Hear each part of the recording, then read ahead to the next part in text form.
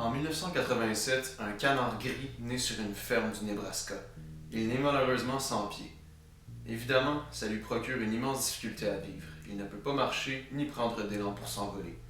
En 1989, lorsque le canard a 2 ans, Gene Fleming, le beau-frère de la propriétaire de la ferme, acquiert la petite bête qui prend alors le nom de Andy.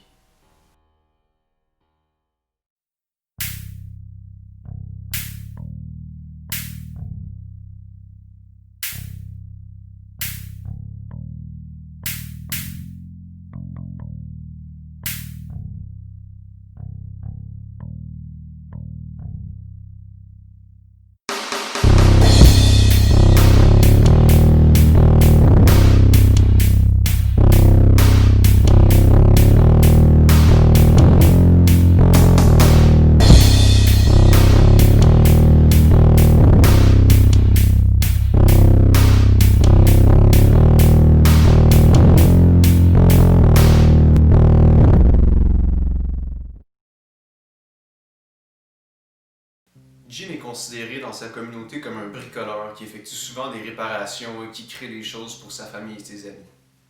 Il travaille pour une fondation aidant les enfants physiquement handicapés. Il voit donc une opportunité de bricoler ainsi qu'un moyen de plus de supporter les enfants qu'il aide. Après une série d'essais et d'erreurs, il réussit à adapter parfaitement des petites chaussures pour qu'Andy puisse enfin marcher. L'animal est maintenant capable de marcher et même de s'envoler. Gene l'amène donc souvent au travail pour faire une démonstration de sa petite bête aux enfants afin de les encourager. Les semaines et les mois s'enchaînent et Andy gagne en popularité au sein de sa communauté. Les journaux s'emparent de son image. La télévision locale, puis par la suite des magazines qui se vendent partout au pays, tels que le People's Magazine et des émissions de télé nationales, sautent sur l'occasion de partager l'histoire d'Andy partout aux États-Unis. Le statut de célébrité de l'oiseau procure quelques avantages. Une marque de souliers de sport propose une commandite à son maître et envoie de l'argent de façon mensuelle ainsi qu'une nouvelle petite paire de souliers construite sur mesure pour Andy. Et ce à chaque mois. L'entente est prise pour la durée entière de la vie du canard. En 1991, Andy vivait toujours avec la famille Fleming. Il vivait dans une petite cabane dans la cour arrière avec un autre canard nommé Polly. La nuit du 19 octobre 1991, Andy et Polly disparaissent de leur enclos.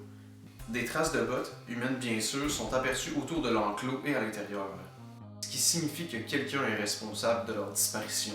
Ils ne se sont donc pas échappés d'une quelconque façon. Le lendemain, une terrible découverte est faite. Dans un parc, non loin d'où ils résidaient, Andy et Polly sont retrouvés écorchés et décapités. Les petits souliers encore sur les jambes.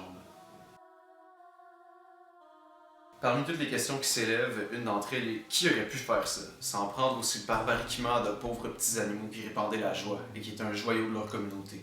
Une enquête est ouverte par la police locale et des centaines de gens appellent pour donner leurs suspicions. Les médias s'emparent brièvement de l'histoire, mais éventuellement, l'espoir de retrouver la personne coupable de cette atrocité s'effrite et l'histoire tombe dans l'ombre. Personne n'est jamais retrouvé coupable. Aujourd'hui, Andy possède sa propre pierre tombale dans un cimetière. Le site est devenu une certaine attraction touristique pour la petite ville d'Hastings.